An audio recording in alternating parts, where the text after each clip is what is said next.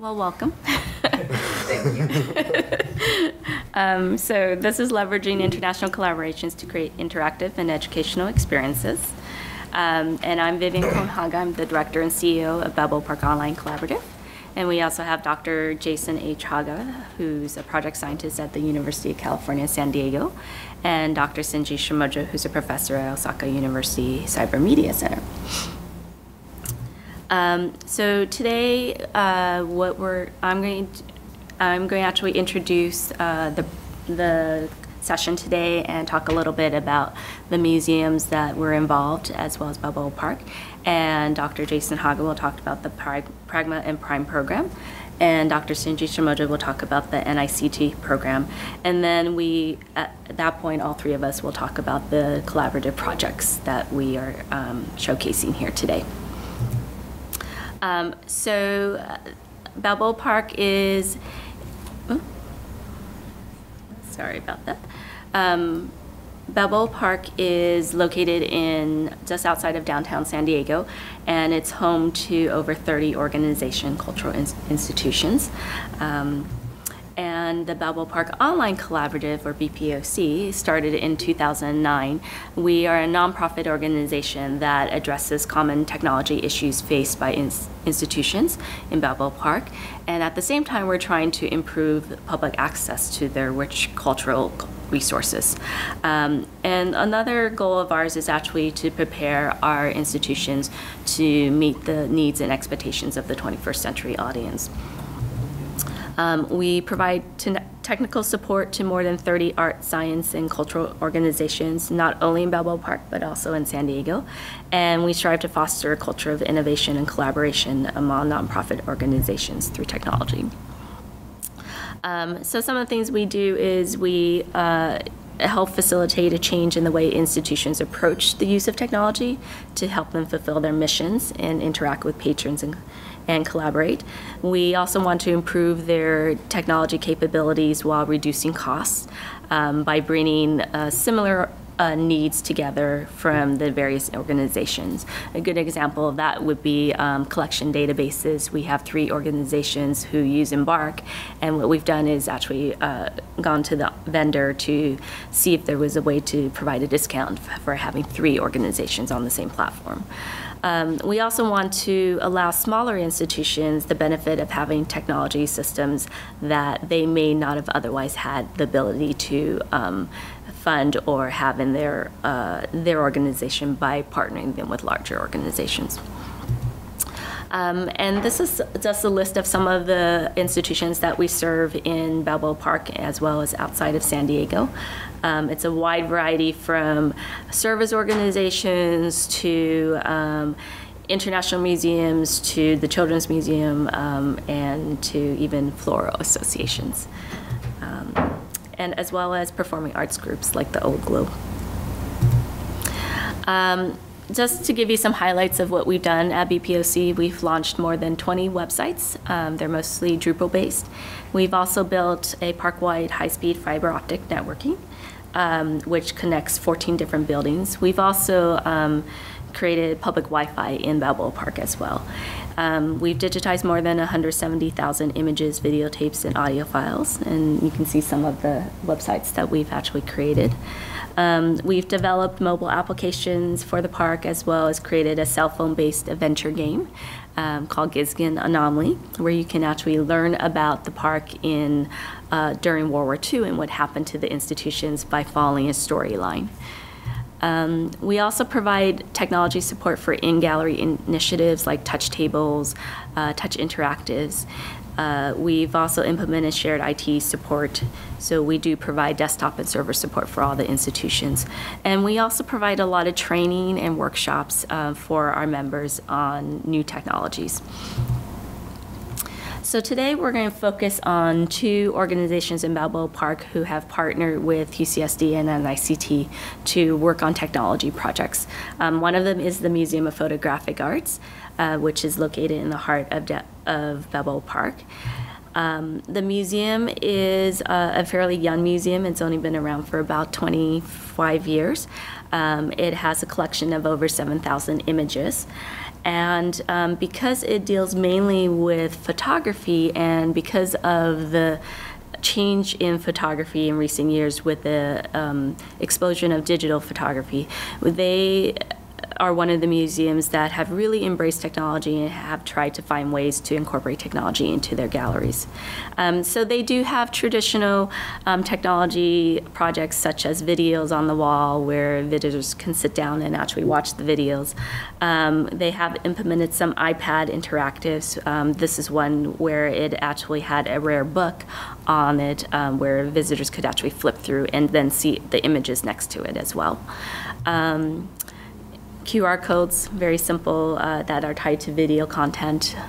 And then they even have they had a youth exhibition where people could text their comments to the artist that were on view as well.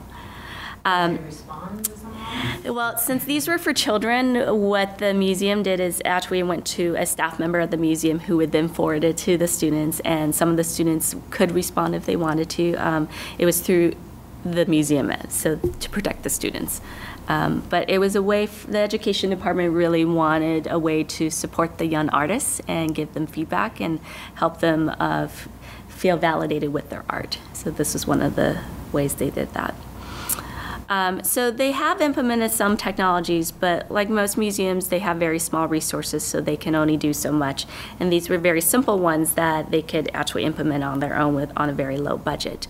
But to do larger projects, they did struggle with resources and how to find the best technology to fulfill some of the projects that they wanted to create. Another museum that have worked together collaboratively with this group is the San Diego Museum of Art. This is a new relationship that started this summer, and they are a very traditional museum that offers the span of history of art, everything from Asian art to Renaissance art to contemporary art.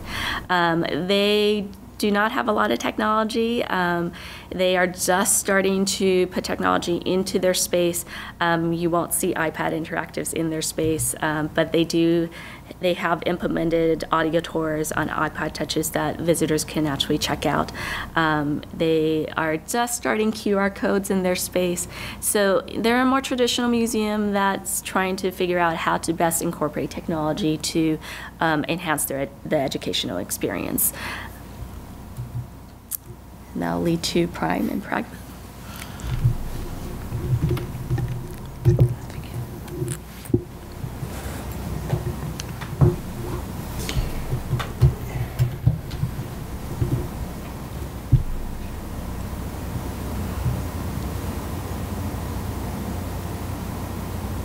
Good.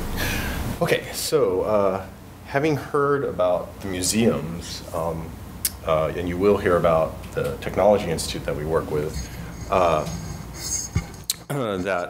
So I'm here to kind of present the bridge that we use to connect the two different types of institutions, and we do it all through this a collaborative framework of research, culture, and people, and it's basically these two different groups, Pragma and Prime.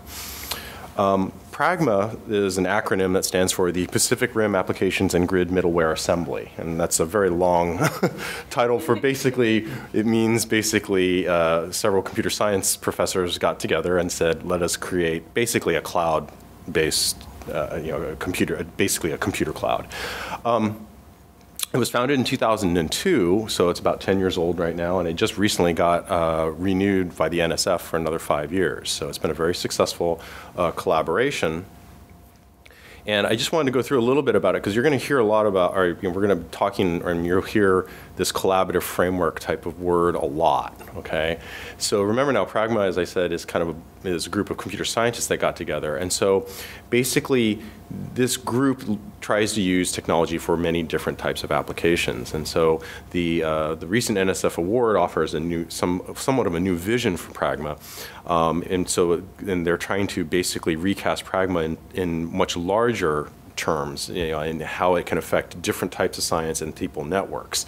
And they were very interested in trying to figure out what new opportunities that they can jointly create, as well as who are the possible partners that they can actually get in touch with. So one of the basic overall, there's several, but some of the overarching themes is really the whole idea is to enable team-based science. And so there are a couple different ideas that they've got. One of the things is that they want to construct international scientific expeditions. So in other words, you get a group of people to address this particular scientific area. They also want to develop and improve a kind of a grassroots international cyber infrastructure. So that's something that they've been very good, just kind of basically building everything from the ground up and just by the people network. And again, a grassroots approach to it. And they want to try and infuse new ideas through students and strategic partners. So in other words, by partnering with the right people, you can get these generate new ideas and start off new types of projects. And again, the people is just it's really essential. So they want to be able to build and enhance the people-to-people trust fabric, right? And so really getting the right people in the same room and getting them to start a dialogue is really very, very important. So the Pragma network actually is pretty wide. It mostly focuses with institutions within the Pacific Rim. So if you can see over there on the right-hand side of the slide, sorry, your left-hand side of the slide, they've got several different institutions, and there's several institutions in Japan, China, Korea, Taiwan, and even all the way over into India and Malaysia as well. We have a very long-standing partner at Monash University down in Australia, and we're based principally out of UC San Diego, but we've also extended and gone to the east to different places, including University of Florida, Indiana University, yes, and University of Wisconsin. So I'm glad someone from Indiana is here because there might be some potential things that we can collaboration that we could do. So. Pragma is split up into 4 different groups, basically, and these are not, these are loose definitions, but just kind of helps organize everything. And so we've got kind of a resources working group, so that's more of the infrastructure side of it. There's a geo group / environment, so they're very interested in, earth science type of applications. The telescience group was started out with basically being more of a remote control. How do you remotely control different devices? But it's also kind of done a lot of visualization, and as well as a lot of the museum applications that we're doing as well. Huh? I totally showed up late. That's okay. Can you give me like a 5-minute brief on like what is going on right now? I hope you don't mind. This sounds really interesting. Yeah. Yes. So we're talking about international collaborations and actually also interdisciplinary collaboration. So I'm actually from the Balboa Park Online Collaborative, and I work a lot with museums. And one of the issues facing museums is not having a lot of resources for technology, very small budgets, but really having big ideas on how to engage audiences with their content. So how do we do that in a cost-effective way that's low cost? And the way we've done it is actually through collaboration with a university and a technology institute. And so now we're actually introducing the university component of it. So yeah. I'm reading that this is a great session, so hopefully you'll Thank you. I set my alarm for 7:30 to get here, and I was like, I just kept pressing snooze. And Well, then I woke up and it was like 8:15. If they come for the later part, they'll actually see the project. So right now we're just setting things up. So that's fine. So that's fine. So I'm talking about the collaborative framework that we operate these projects in, all right? And then my colleague here from Japan actually will be talking about his institute in Japan as well. So that's kind of how we're. And so we also have so just to continue on, so after telescience, we also have a biosciences group who work on a lot of biological applications of technology. But, and I don't want to go into a lot of detail about that, but basically, the basic, idea is that they want to increase scientific understanding, build tools that will be used by the community, and have a broad societal impact. And that's basically just in general what they're trying to do. And again, it's all the application of technology, computer science to a variety of different problems. So right now they've got 3 specific scientific expeditions planned, all right? And so I'm not going to, again, not going to go into a lot of detail, but just to kind of give you the idea of the breadth and depth of some of the stuff that we're doing, in that it's understanding adaptation in extreme environments, predicting the impact of eutrophication on lake ecosystem services, that's more of an environmental ecological type of application, and addressing infectious disease through computer-aided drug discovery. So you can see we kind of span a lot of different, areas. However, we've also identified several challenges and opportunities that we think are going to be very important over the next 5 years. One very big area is recovering IT systems from disruption. So of course, everybody remembers the tsunami that happened in Japan, the recent Hurricane Sandy that hammered the East Coast. So that's going to be something that we think that's going to be a very big challenge and a great area for opportunity as well. Along similar lines, planning for or responding to disasters as well, so how to maintain services, that type of thing, from an IT perspective, as well as expanding engagement in museums. So we really feel that this is an area that has a lot of opportunity, especially for a lot of the computer scientists, to really, again, have broad societal impact, because when these types of interfaces and things that they develop are actually used in a public space, it's actually quite good for a lot of the professors and the university as well. One other area too is, and this is conducting these different scientific expeditions on virtual images on the cloud. So basically just using cloud-based computing to actually help facilitate some of this. So again, like I said, we've just got a very broad range of different things that we're doing. And we also have a very big student component. And so the student component then is PRIME, which is Pacific Rim Experiences for Undergraduates. Now, this was founded shortly after Pragma was founded in 2004. I've been a mentor for the students since that time, since the inception, along with my colleague here, Shimojo Sensei. And like I said, it operates within this Pragma framework. So the reason why we developed this, although, is because PRIME really, going abroad and having an international cultural experience is very common in, say, the more the social science aspect, or those areas. For the science and technology areas, STEM in particular disciplines, it's not that common. And so just to throw up some numbers here, as you can see, in engineering, in 2011, only 3.9% of the total students that went abroad that year were in engineering. So it's a very, very small fraction. And when you consider math and computer science, it's even smaller, a smaller fraction of those students who went abroad. It was only 1.5% of the total number of students who went abroad. Why do you think why is that? So it's very interesting, because because science is becoming so globalized right now, we really don't have a good answer for that. We don't know why. I think traditionally a lot of the computers, or a lot of these STEM disciplines, just don't put an emphasis on international experiences, and they should. They really should. And so that's part of the rationale for why we developed this program, is because, because of this globalization of everything, it's really important to be able to interact and have these different a cultural experience in another country. In addition to that, some of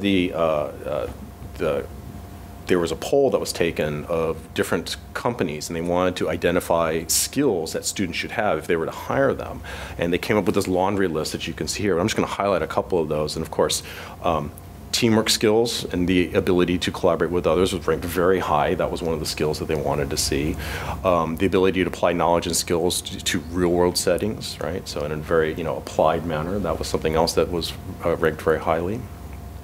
Critical thinking and analytical reasoning skills, which is probably fairly obvious, but something that all students should learn.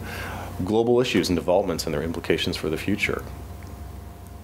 And of course, the role of the United States in the world, and cultural values and traditions in America and other countries. So you can see several of those hit upon this, again, global, a cultural type of experience. So they need to really do this type of thing. So again, so that's why we formed PRIME. So again, the whole goal is to create globally minded STEM professionals. It is an immersive, what we call experiential global education experience. It's basically just a summer internship. They go abroad for 9 weeks and they work on a project, and then they come back. Students learn basically how to learn. They'll learn a whole set of soft skills and apply them to real world problems. it works really well because we're interested in trying to expand the time, but the curriculum for STEM disciplines is really packed. So it's really hard to take time off during the school year. So it fits better, and we can integrate it easier in the summer. But we're looking into ways to try and expand that, though. So that's the overview. So we have several components on UCSD, the UC San Diego's campus. Again, like I said, we operate within this pragma framework, all right? So the community of scientists and researchers. We also have faculty and researchers at UC San Diego who help mentor the students locally. We also have faculty and researchers at the host site or at the international site, which help to mentor the students as well when they're there. We also have a cultural competency training, so again, to kind of help facilitate that cultural learning and being able to understand other cultures. And then we also have a couple other different groups, AIP, that's Academic Internship Program, which helps provide credit for the work, because sometimes the students need to have that. We have the Sixth College, which is a particular college within UC San Diego, which has a practicum theme, which is just kind of, they want you to have an experiential learning experience, and so they have a whole kind of theme in that college. And so our prime program matches up very well with that, as well as some other Cal IT2 and ORUs. They're organized research units, so they're just units of, again, scientists who want to get certain projects done, and we kind of tap into them as needed as we go along, depending on the project needs. So I'm not going to belabor the point. Again, as I said, again, it's really just, it's a learning experience for the students. But I wanted to highlight mostly the soft skills down at the bottom, all right? And so again, these are the skills that you just kind of learn. They're kind of intangible, but it's very hard to assess that type of thing. And so a lot of the things like communication skills, the ability to be a team member and take on leadership roles, critical thinking skills, cross-cultural skills, are all the things that we see the students actually learning. It's amazing, the transformation. You can see them before they leave on the 9-week program. When they come back, they're really a different person, and it's actually quite interesting to see that change over a 9-week period of time. And again, a lot of the other soft skills include the tolerance for ambiguity, self-confidence, independence, flexibility. That really comes across too. And then, of course, just self-knowledge, just kind of knowing what they want to do with their future. So the prime program, it's very interesting because this one student had come back and she said that that she learned that the real world isn't divided into majors. Like, you don't just kind of go out and do one thing, okay? And as most of us know who have already graduated and gone on, that it really is, it's becoming much and much more an interdisciplinary area. You need to be able to move between these different disciplines.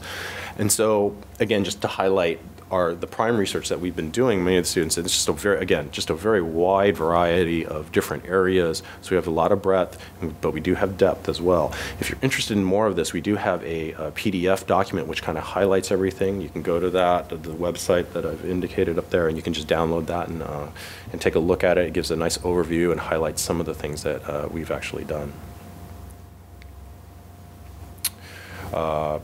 Again, a lot of the participating institutions which host the students, it's very similar. We've got a very similar, the institutions are very similar. The institutions kind of come and go depending on the needs of the institution as well.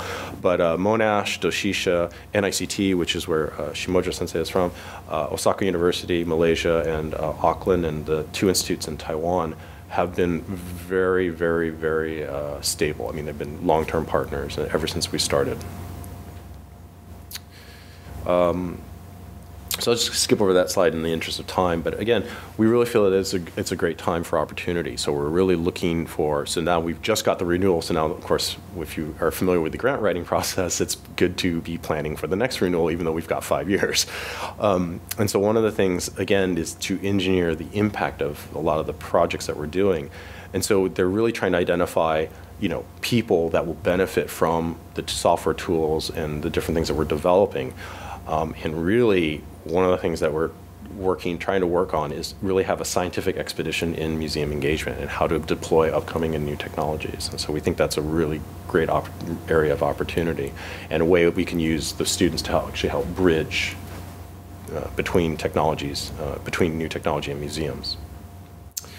So with that, I'll just close very quickly by just acknowledging a couple people, or several people actually, but mostly Dr. Peter Arsberger and Dr. Gabriela Weinhausen. They're the PIs who have run the Prime program ever since 2004 and who I've worked very closely with over the years. Of course, my colleague here to my right is Dr. Shinji Shimojo, who has been a very, very great supporter of everything we've done. And as well, of course, of all the Pragma members and all the Prime host sites, and of course, everybody who's collaborated with us throughout our collaborative framework. Oops, and so with that, I will hand it over to... Can I ask a question? Absolutely. Since we're just the two of us. Right. And so during this exchange, will the students be at a based at a university but do practical work within an organization, or will they be, or are they based within the organization directly? It depends a little bit. In general, yes. So for example, Osaka University, like when they're there, they actually are at the university and they are working on a project. But the project, I act as the mentor, so I give them, the overall project, and then they work on the details and doing that type of thing. But I'm working in conjunction with the museums to help give the projects to the certain students, because in that sense.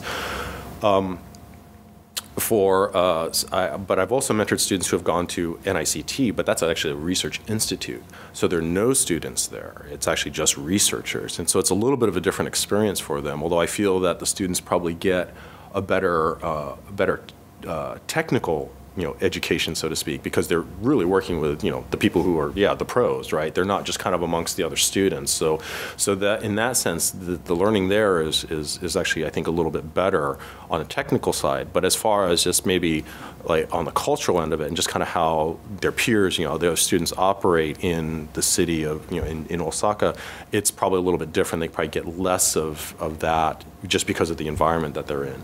So yeah, so it just kind of depends. So we're partnering with either an institute or a university. So it just kind of depends on that. And when you do a project that is related to a museum, how much contact does the student have with the client, so to speak? A lot. Every week, yes. At least every week yes. we have a meeting. Yeah. Well, actually, the program starts officially is in the summer, but they actually start even earlier in the spring with essentially client interviews. So they are meeting with the clients, finding out more about the project, doing research on the content as well as what type of technology would be best used. So they're actually meeting with us weekly in person during the spring quarter.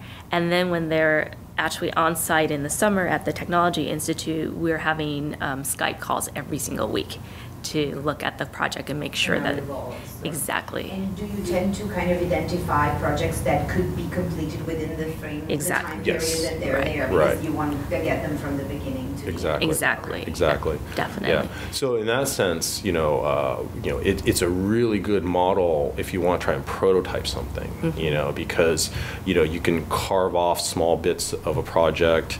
I want to build, say, this particular user interface, and then just have the students do that part of it, and then that way, you can kind of, it's low cost for the museums, gives the students something, a very practical, application, and then of course we can always tap into the new technologies, of course. So, yeah, so we definitely try and scale it, appropriately. But we also, we don't mind having projects which will span, several different classes, again, from a sustainability standpoint, you want the program to kind of keep going. So, we don't mind having a project that maybe would end up spanning several different cohorts of students, and yet we can just keep carving off small pieces of it. So, and will the student receive financial assistance to be able to go abroad? Yes, so that's one thing with the Prime program that's that we've been trying. It's been difficult, again, from a sustainability standpoint. It's been difficult to do that, but we really believe that we should pay the students. So it's basically we pay for everything. The Prime program pays for everything. In that sense, the reason, and then part of the rationale for doing that is because a lot of the students in the science and technology fields, you can go and do an internship at, say, a biotech company or some sort of, or Google or whatever, and they'll pay for you. And so then in order to, so if the student had to pay for this versus go and be paid at, it's like, well, I'll just go there, right? So we have to kind of compete with that. So we really believe in basically just, paying, again, for lodging and airfare and basic food, and just kind of giving them that. That seems to work. And then for the collaboration, what's been great is that we actually essentially split the costs. So for these museums, they only paid for the airfare of the students. That was their portion. And then the university paid for a portion of it, and ICT did. So from a museum standpoint, it's 2 airfare tickets, and you would actually get a whole summer worth of work to prototype something. And then there's somebody managing their work as Exactly, well. exactly, yeah. And really, it's all three groups basically manage it. Yeah. Yeah. Sorry. No, that's okay. It's very interactive session, so I think. So, my name is Shimojo. Again, I'm from the Osaka University and as well as NICT. NICT is the National Institute for the Communication Technology. So, actually, I'm the researcher who has a background of computer science. So, I think this session is organized by the Vivian, and she is the only person who is actually working for the university. So, we are other, from the background. So I will talk about. Okay. Yes. Welcome. I'm going to talk about why this kind of collaborations happens. This is very unusual collaboration among the international collaborations, educations, and technologies, and museums.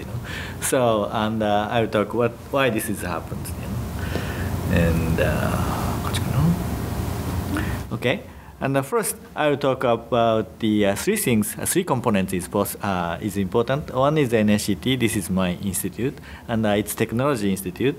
The other is Prime, as Jason already talked. This is some, collaboration vehicle for, including the educational components. The last one is Makita. Actually, this is a new place for the trying these opportunities. So I will talk about that. And first, I will talk about my institute. This is NICT. NICT is an institute for the information and communication technologies, and this is because this is national institute. We are covering the technologies mostly for the government. The NICT laws is like that, and we are serving the countries for the developing the technologies and also providing the technologies. What NICT does is like that. We are actually giving the standard for the frequency of the national radio or others, telephone or broadcast as well. And also we provide the standardized signal for the standard time. So actually, if you have how do you say, wave watch, we provide that signals for the, standard time. But also, we did technology development for the networking and the other areas like applied ICT technologies. But important thing is we are very much wants to socialize to apply this technology to the societies. Or we would like to have international collaborations with others to spread out our technologies, and also we want to assess, how technology is used in the society in the future, because we are developing some future technologies, and it always takes time to some technologies is applied in reality. So we would like to see what happens when we adopt this kind of technologies in reality, and. So we think this collaboration is a very appropriate vehicle for testing the new technologies and also the socialization of technology, because museum visits lots of people, and some people are interested in technologies but some are not, and we're gonna see this technology is usable or sometimes it's not usable. So this collaboration happens. The second component, Prime, is already talked about Jason, but we have a long-time collaboration vehicle, which is a Pragma. And for developing the grid, middle grid is actually the collaboration of the computers distributed worldwide. So behind that, we have people of collaborative people behind, and they are connecting their computers to other computers in different countries. So we are making some kind of trust communities. So this is very good vehicle for another collaborations. So we bring the new program called Prime. And the Prime is the educations. And what I am doing... Prime the infrastructure and Prime the kind of education component? Yes. Is that what it is? Essentially. Yes, because Pragma is actually developing and testing technologies in the worldwide, involving the many people in the different countries. So we have actually the international teams, and we have some international project. So the idea for Prime is put the students into this international joint project and train them for future. So this is the idea of the Prime. And I think the Prime was supported by the NSF for a long time.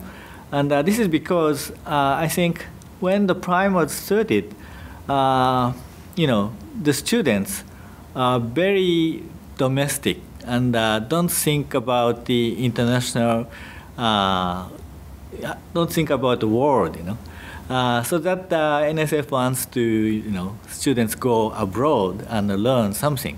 So they start to support the Prime project. And this is not only for the United States. We also initiate a program called Prius. And we actually invite Jason to be a lecturer of that. And our students goes to UCSD and learn, join some project, And Australia, Monash University also started this kind of project, and they are collaborating with the UCSD and send their students to UCSD in a joint project. So among that Prime project, so we started the collaboration. The last thing I talked about is Umekita. This is actually located in Osaka and the new project. Osaka is actually the center. Geologically center in Japan. Our center is in Tokyo, but anyway. So it's geologically center of the Japan, and I think this is the third biggest city in Japan.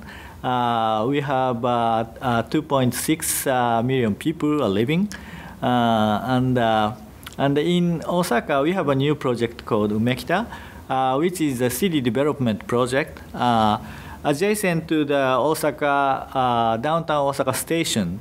We built a new city. The picture shows this is actual site, and it will open next spring. We built 4 buildings, but the very special things for us is 2 of that is called knowledge capital. Knowledge capital is the idea for the human creativity. Multiply technology has new ideas. So we think Osaka University thinks that is kind of science park in the city. And the Osaka station is the biggest city in Osaka. Actually, 2 million people commute every day. So it's a huge city. So I think, and part of that, we will open a kind of museum, which is called the lab. So many people are visit, we expect. So for that, we put the vision for this city is a fusion of the earth and technologies, which is the age of the Leonardo da Vinci.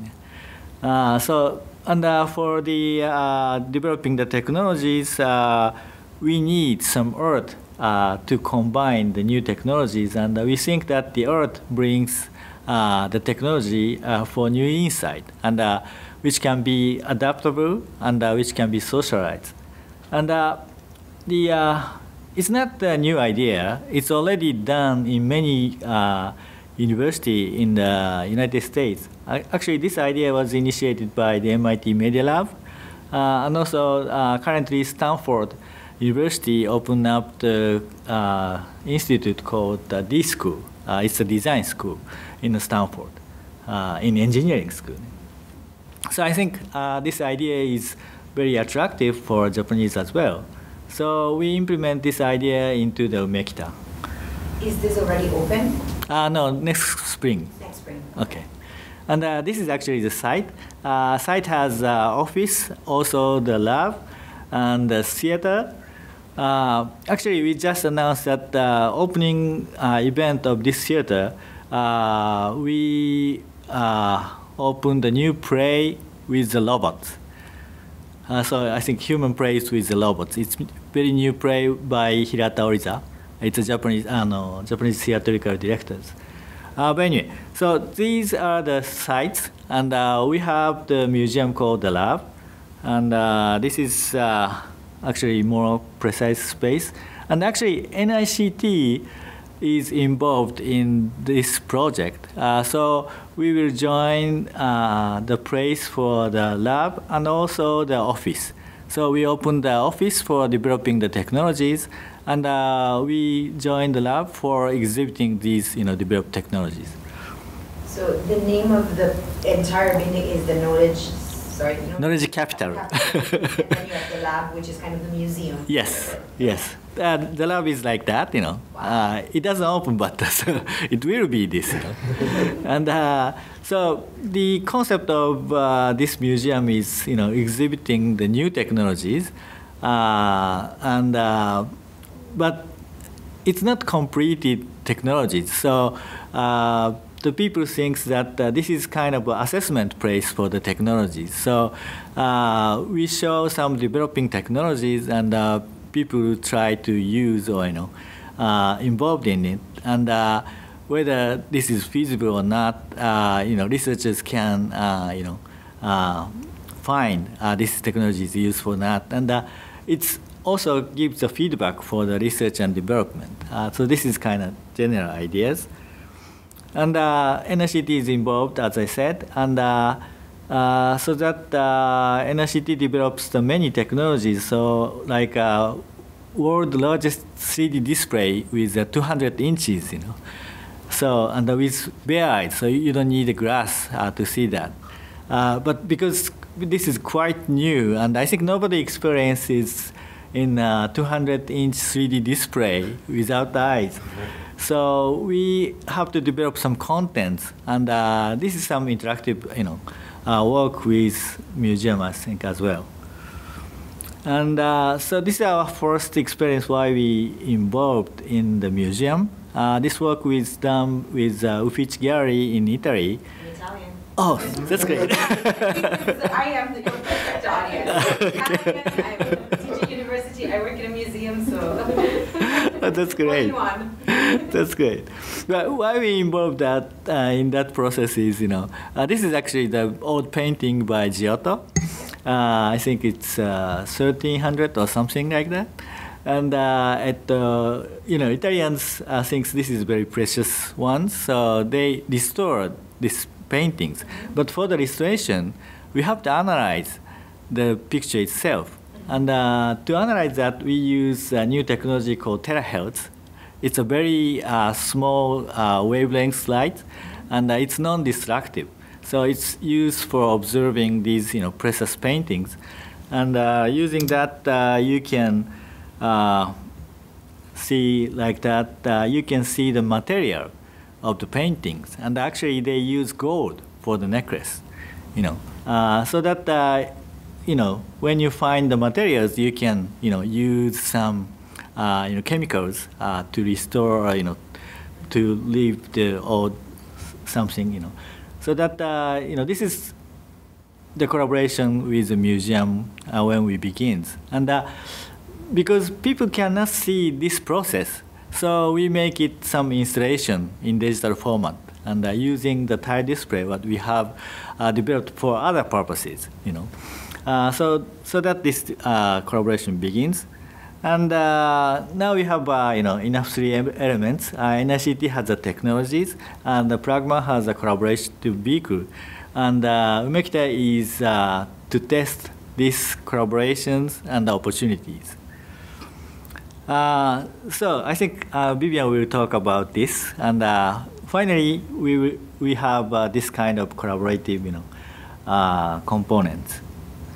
And these are the things we developed the 3D displays, and it is used for the showing the town in old time.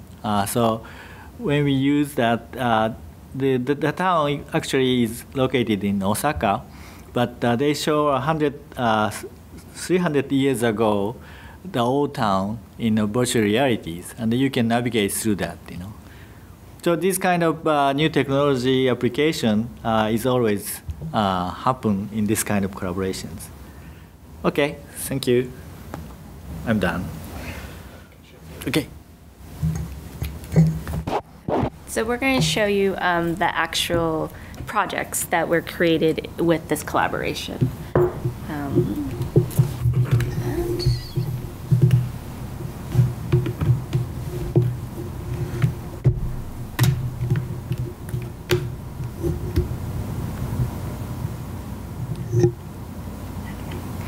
So the very first project that was created was called My Gallery, and this was a partnership with the Museum of Photographic Arts.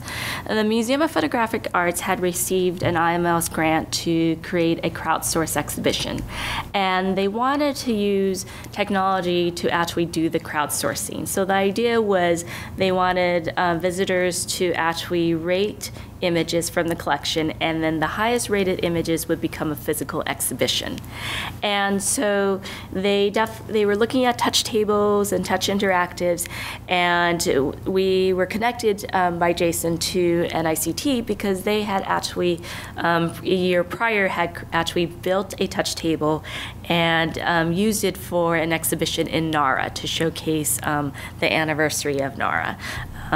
So we started working with them in a collaborative process. The students actually programmed this particular interface, and the idea behind this interface was that we wanted visitors to be able to create their collection or their gallery of images. So there was 50 images that they could actually select. They could actually zoom in and zoom out on it, and then they could actually drop it into blocks where they could actually then sort it and give it a title and a theme. And that was the premise behind it. So the students worked on it for a summer, and they created, I'm going to run the video so you can see, they created this particular interface.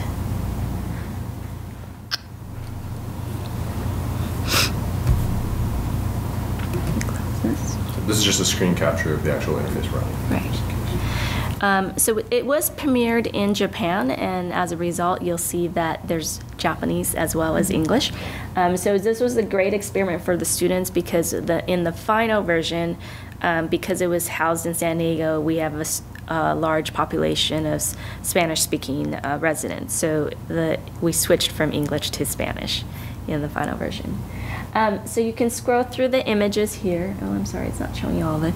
And then you can drop the image into the center. And you're not seeing that second row right now. Have you guys presented this at Museum of the Web? We did, yes. I remember the everything. Yes. Okay. So this was the prototype. So what we wanted to do is it was a 2-year grant, so we had time to actually prototype before creating the final. And so we took this opportunity to test out the ideas, test out the functionality, figure out what was working, what wasn't working. So you can actually drop the images into the side panel called My Gallery, and then from there you'll be able to actually label it and give it a title. What was interesting was we obviously had data from the touch table itself. We could see how many people actually moved from one screen to another screen, how many sets were created. And at the actual exhibition, which was in Umeda, it was a 3-day exhibition that had over 12,000 people visiting. We actually had our student programmers there, and they actually had physical evaluation surveys that they also gave to visitors to actually evaluate the experience. So the students not only learned the technology part, but they also learned how to do user testing as well. What we learned from this particular interface was that we saw number of people drop off when you go from one screen to another screen to another screen. So that really informed us in terms of what we should be doing. Another great thing about this particular interface is that it was actually connected to, it was on a touch table. It was also connected to a 24-panel tile wall display. So the visitors could actually press this button here on the corner, and it would actually take the image up to the tile wall display. So people who were visiting, who were not actually on the touch table, could actually see the sets that were created as well. So that's this particular program. So it was a great way to learn about what worked, what didn't work, and that really informed the next interface that was created. So the final interface was called Soapbox, the Audience Speaks. And in this particular one, the idea was that you could rate the images, and we had it all on one interface, one screen, so that there was no drop-off.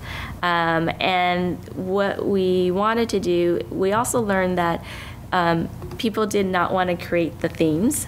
They really just wanted to look at the images and rate the images. And we also wanted to give them some sort of incentive for doing the project as well. So what we did is we came up with badges that they would receive when they actually rated.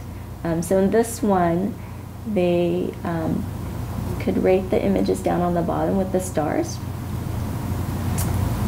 And then once they were done rating a certain number of them, they would actually receive a badge that they could actually email to themselves.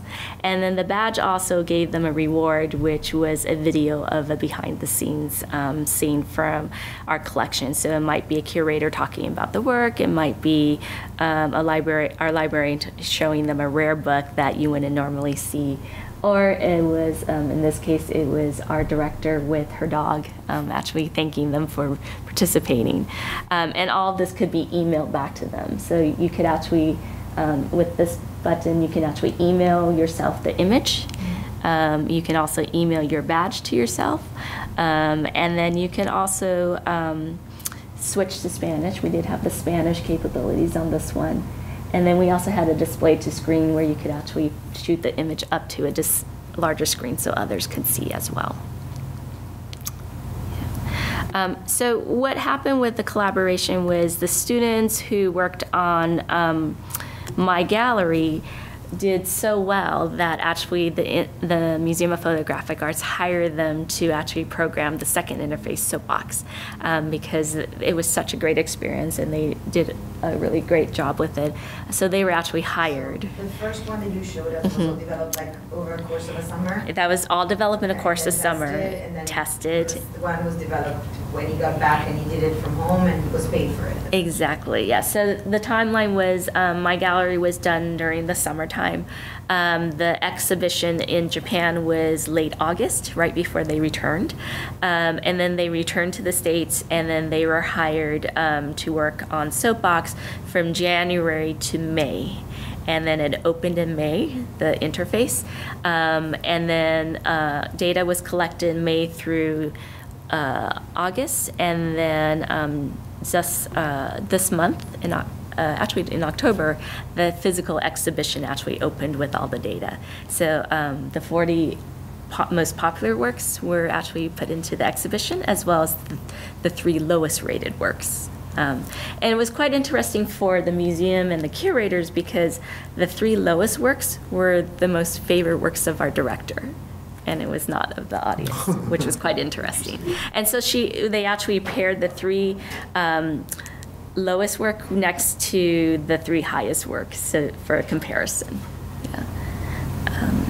Do you want to add anything else about the collaboration? Or? The only one thing is that, you know, aside from being a great experience for the students, though, what My Gallery interface, we submitted it for to the Muse Technology Awards at AAM, and it got gold in the category. So, yeah, it was all around just a really great experience for the students. It's great for their resume. Obviously, throw that on there. So. And how did the student get selected? Like, did you guys listen to what the requirements were from the client, and then identify the best person to go? Yeah, and it was a little bit of both. So when students approach me to work on Prime, my first question is, okay, well, what are you interested in doing? Because that really drives everything. So especially when you're doing scientific type of research or just cutting edge research, it doesn't even, in any field.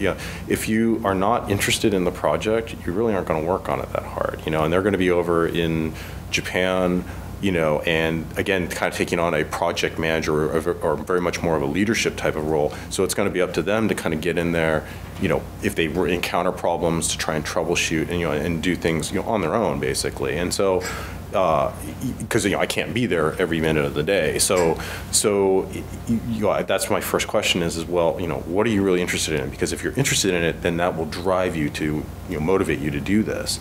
So. Usually after I listen to what they're interested in, then I kind of try and match it up. So in particular with this My Gallery, I had one student who was really very much a hardcore programmer. So he kind of did the back end and a part of it. But then I had another student who was more of a user interface type of person, so more of the front end, and a programmer second. And it really worked out well because they complemented each other very, very well. So if there's some really tough programming questions, we could have the computer science student help answer those. And then, of course, for a lot of the subtle, cues, visual cues that you would, embed into the user interface, that was the other student. So, it worked out very well. So again, it's kind of a combination of the two things. We kind of know what the clients want, and then we kind of try and match up students with it, but it also depends on the student's interest as well. So. And I guess you have students that are going to work in Japan, and they're working on the project that he was describing. Correct. Right. Yeah, So I think it's kind of, for the students, or for us, it's very unusual project,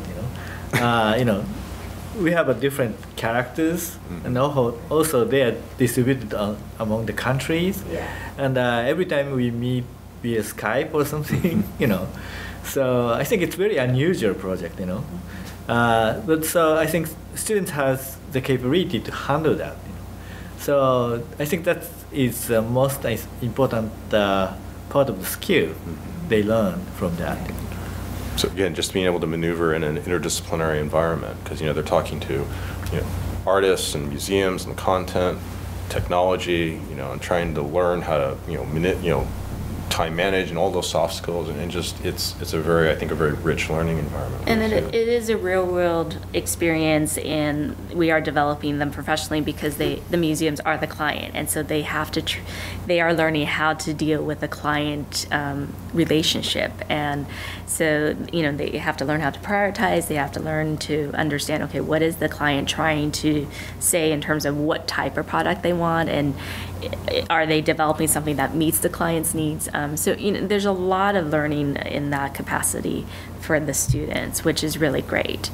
And is this like a professor personally engages in this? So if the students come over in the summer, there is somebody that oversees them, because usually universities tend to be deserted in the summer. Right. Professors go away. Well, so the interesting thing actually is that in Japan, the school year is shifted. So it's a benefit, but it also is kind of difficult to work with. So, but I believe the school year starts in April, and so then their summer vacation is a little shorter. I think it starts in like August, like mid to maybe second week of August or something like that. So when the students go from UC San Diego, the school year ends in June. So they get at least a month, maybe a month and a half of, being with other students at Osaka University. And so they do, so it's not just an empty campus. It does empty out afterwards, I will admit that. But by that time, though, they're kind of on their way, by that point. So. Do you know who is the contact person at Indiana University? No, I don't, but I can get, I think, I think it's Beth Palal, I think is. She's a professor of? I think she's in the computer science department. So they're doing a lot of data. What they're doing is data provenance. So, but we should talk a little bit. But what's great is that the students have the mentors in Japan to help them on the technology side. They also have the mentor at UCSD, and they have us as the institution in the museums. And so, because they have all three of us as mentors, they really can't get away with slacking off at all. Because, especially with the university, there's a grade or a unit attached to it. With us, there's a product that has to happen, and they've got the mentors. So there's always the three institutions being able to leverage each other to make sure that the work progresses, which is good. So, this was something that we did with the Museum of Photographic Arts last year in 2011. And so this year, what we did is we actually decided to change the collaboration a little bit, and we worked with the San Diego Museum of Art. So a different institution, a different client, still with UC San Diego and with NICT. And then we had a new crop of students who came in as well. And so this was a great way of testing whether or not this collaboration could work and be sustainable in the long term, even if the partners changed. And so for the Museum of Art, they also wanted to do a touch table interface. So theirs was actually, they wanted to create a puzzle interface for their 25 most must-see works. And so this was one that was created by a different set of students. And let me show you the video on that, and you can see how it works. So in this one, this is the main screen where you can actually flip through the images in a very dynamic way. And then you can pick an image, and then you can actually start putting the puzzle piece together. And once you put the puzzle together of the image, it actually will give you more information about that particular image in the collection. So the museum really wanted something interactive. They wanted something that families could do together, but they also wanted the families to be able to learn. And so you can see that this is what they came up with. And so the students worked on this all summer long to create this particular, and they worked again. They met with the museum during spring quarter, worked out the details of what the museum wanted, and then during the summer actually physically worked on the interface itself. And every week we would have Skype calls where we would look at the progress of where they were, and we would critique and give them suggestions. Okay, maybe not this, let's add this. So this was one of the interfaces that they created. And this one's about to launch right before Thanksgiving. And it's going to be on a Microsoft Surface touch table in the museum galleries. At the same time, we worked on a second one.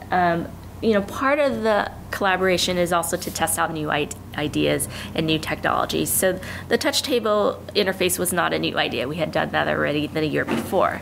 So something new was that NICT brought to us was they were working with a company called ISID, and they have a localized Wi-Fi chip that they're testing out that is intended for spaces like the subway where there is no Wi-Fi signal.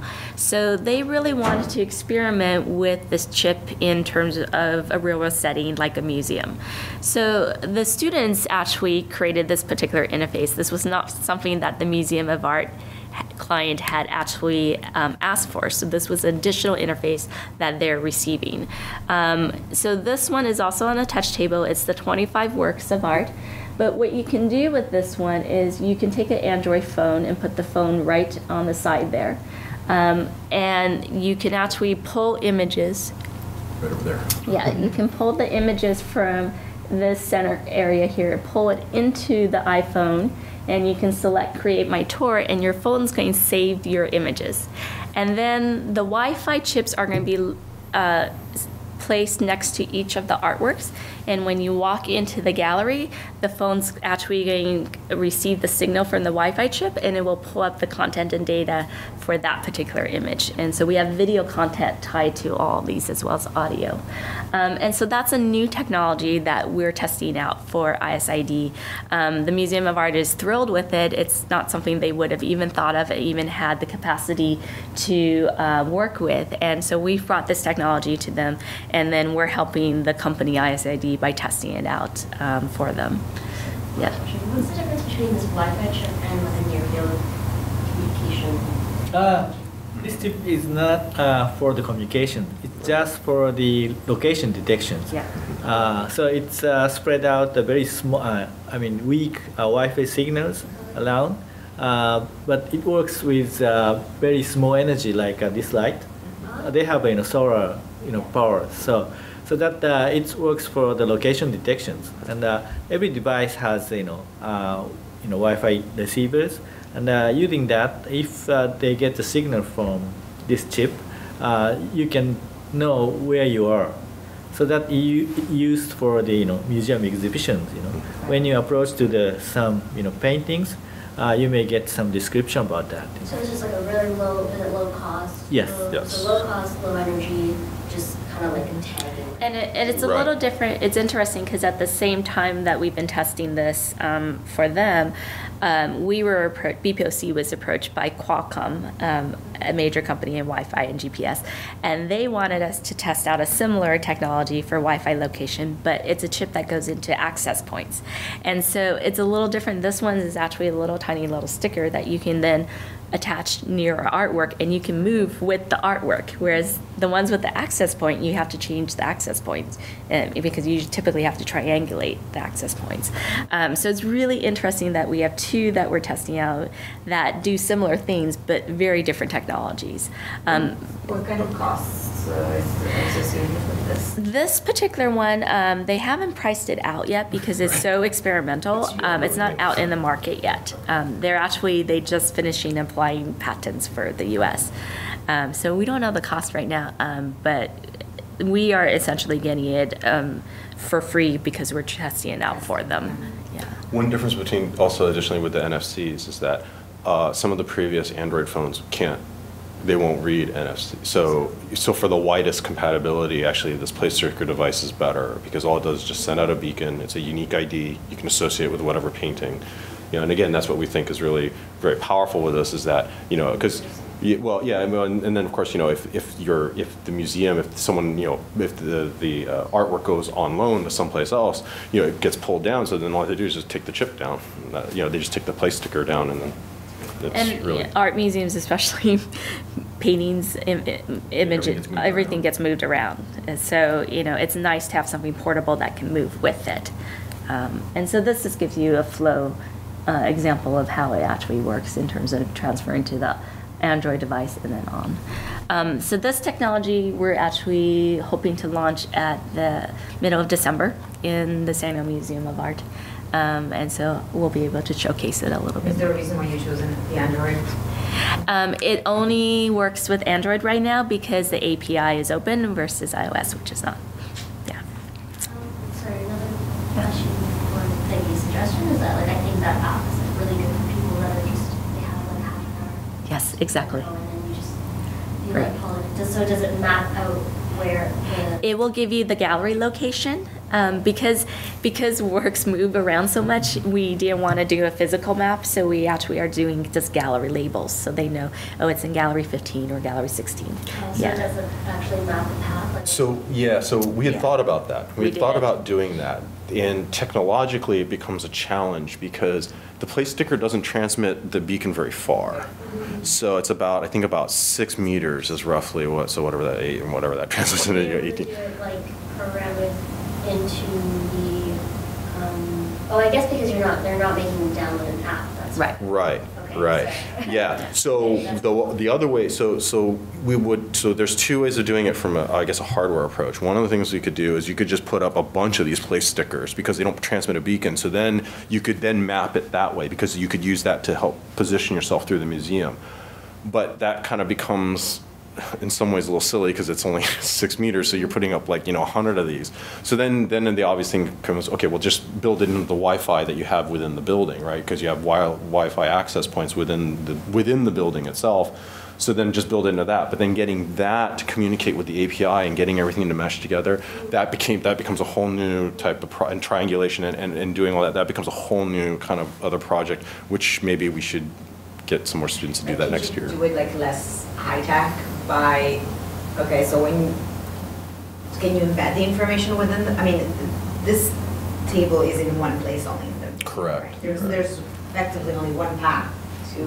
Right. I mean, the issue is that obviously as the object you need to create a new one, but can you embed like the sort of the path in the photo so that it's just like, okay, it shows more or less this is where you are, this is where the object is. Right. It doesn't have to be like, Right. How big is the museum? Is it 3 floor, 2 floor? 2 floors, Yeah, yeah. it's 2 floors. I mean, yeah. Yeah. I do like how unintrusive it is that you don't have to download any apps. Like, I hate it when you go somewhere and they're like, please download this app. I'm like, no, I don't want to. Like, just, I don't know, I don't know if it's just kind of like. And then the other thing is that it doesn't retain the information either. So once you actually finish looking at the image, it actually will remove the image. So, and that was something we thought of in terms of the museum issues with copyright. The museum didn't want the actual image and everything leaving with the person. So it's actually. Sorry, do you mind? I have a question. This is interesting, and I really like the fact that it connects. One of the things that we're trying to do is that we're thinking of an orientation space for our museum because there's so much to do and see, and people kind of are a little lost, and our visitor service staff doesn't do a very good job in introducing and welcoming people. So, this is great in the sense that it kind of connects the table, so that it could connect the orientation space with what's around.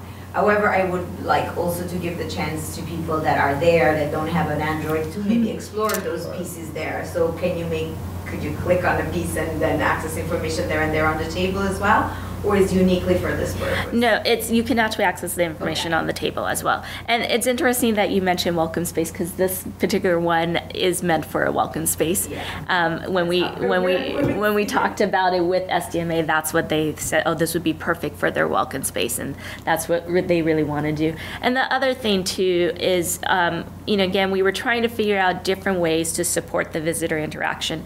They also have physical iPods that people can actually pick up that have these same images and the same content.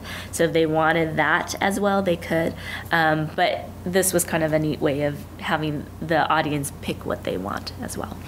I guess since this project wasn't specifically asked for from an educational standpoint, like from project planning standpoint, would this mean that you're planning to more open-ended projects? It seems like personally, I like this project more than the putting the puzzle together. It's like, okay, kind of played out, I guess. So I feel like this would probably mean that you would kind of convince museums to just kind of let the students explore more, like having more open-ended briefs. Yeah, I think exactly. Own that kind of. Right. Yeah, we want definitely a balance of the two. And it really depends on the organization what they want. It does. Yeah. And in this particular case, what was great is because of a grant they purchased 2 touch tables. And so they had one idea for one specific touch table, and they didn't have an idea for the second one. And so that's where we let the students sort of run free with the second touch table. So it was a great opportunity to be able to do that. But you're not going to be able to do that with every single client at every single institution. It just depends. And just to add to that too, because one of the things she mentioned earlier was that SDMA doesn't have a lot of experience with technology, so it did leave it a little more open-ended for us because it was okay. Well, experiment. Yeah, go ahead. And, and this was the first time they were trying to use students, and so there's kind of a learning curve involved for them as well on that end. So it did leave it a little open-ended, but but that's. I mean, it was. I think we're going to need that because we need to balance between the NICT, because they are very interested in trying to deploy and use new technologies, but they need content. the museums need the new technology. So we need to kind of balance, but they need to be able to deploy it and use, in public spaces. And so you kind of have to, so that's why the puzzle, although technologically maybe is not very cutting edge, for SDMA, it was brand new, and they were like, this is great. They thought it was the greatest thing. So it was, you have to kind of balance between the two. Would you be open to have partners that are not physically in San Diego? If, like Indiana? Museum of Art. Absolutely. I think, that's, so, again, as we said, so much of the science and the technology is becoming so globalized. Yes, of course, why not? Together. We're actually collaborating on a project remotely where some of the development is done by them, some of the development is done by us. So we do have weekly calls amongst our developers. It's more than welcome. Yeah. Because, as I said, Indiana is kind of new partner with the Pragma as well. And, they are invited for the, data intensive computing. But anyway, but this, we call it the e-heritage or e-culture program in Pragma becomes a very large part of the Pragma program as well.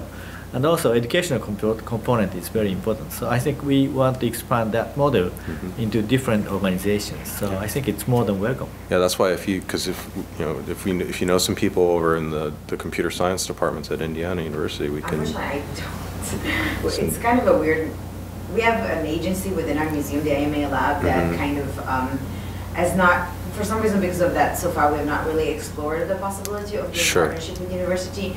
Actually, originally, he's now moved on to Dallas, but Rob Stein came from Indiana University, and he became the deputy director of the museum afterwards. So we had an original relationship, but that was like 5 or 6 years ago. I see. And then because he created such a sort of cutting-edge team within our museums, we've not been able to, we've not really had the need to do partnership collaboration.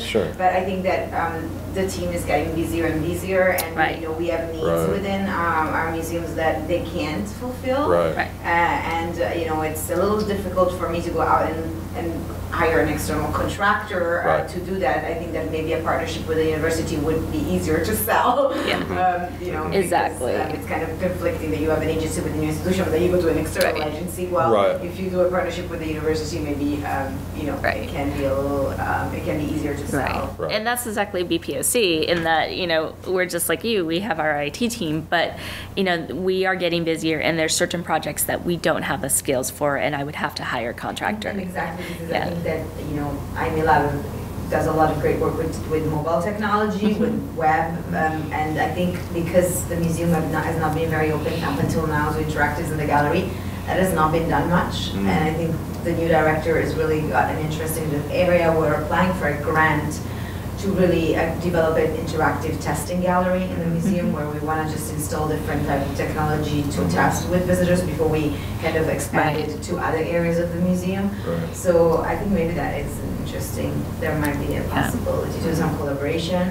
We are interested in sort of more interactive aspects of it, not so much the data provenance that you were mentioning. So maybe that's why I was thinking if it can be done with you remotely rather than somebody. Yeah, no, what I'm just trying to say is that's just what their area is. But the Pragma, it's really, again, it's it's a collaborative framework, and so you go and find the right people. So and just to be quite honest, my background actually is in bioengineering, and so but bioengineering is a very interdisciplinary type of field, and so I'm very used to kind of maneuvering between different fields, and so because I knew Shimojo Sensei for so long and what he was doing, and my wife was interested in museum aspects, I'm like, okay, well, let's try and start doing something together. And it takes a little while, though. If you notice some of the timing, Pragma started in 2002, Prime started in 2004. It just doesn't happen overnight. It's something you got to kind of build on. But that's why I think the first thing is just kind of just go over to Indiana University and start talking to some people in the computer science department. We can figure out some sort of connection, and I think we can go from there. And you definitely have to find the right project to start with. I have to say, I've known about Prime for a long time and knew about tile walls, and I know my husband kept on saying, well, you should be thinking about this, and I was like, but the museums don't really want the tile wall. That's not something that is relevant to them. And until we got to this project with MOPA, with the touch table and the interface, that's where it all started to fit together and make sense. So you definitely do have to find the right partner, the right project. And, again, it's interesting to see the difference between the Museum of Photographic Arts and SDMA, in that Museum of Photographic Arts, because they were already into technology, they actually had a person who his whole job was digital interpretation. SDMA doesn't have someone like that, and they don't understand technology. And so the relationships were very different from the two. While we were able to experiment more with SDMA, we also got less direction from them because they weren't sure exactly what they wanted. Whereas Museum of Photographic Arts knew exactly what they wanted. And so we had a lot of feedback from them of, we want this to do this, we want it to do this. So it was really interesting, the difference between the partners. In the end, we still had great products. This is very different working relationships. But I think that's great for all of us, as well as the students, because they are learning how to maneuver around those different relationships. I think that's proof that we've done this for 2 years. Yes, I think what Vivian said is kind of important point, because for the partner from the technology side, we always want to challenge the new technologies.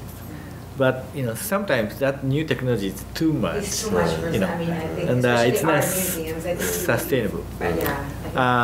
But if museum will stick to some kind of very limited technologies, it's not interesting for us. So the balance between those, So I think museum needs to a little bit more challenge. Right.